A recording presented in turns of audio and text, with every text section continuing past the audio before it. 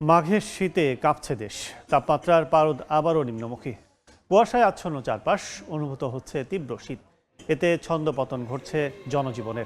সড়কেও কমেছে মানুষের উপস্থিতি। জীবিকার তাগিদে রাস্তায় বের হওয়া মানুষেরা পড়েছেন বিপাকে।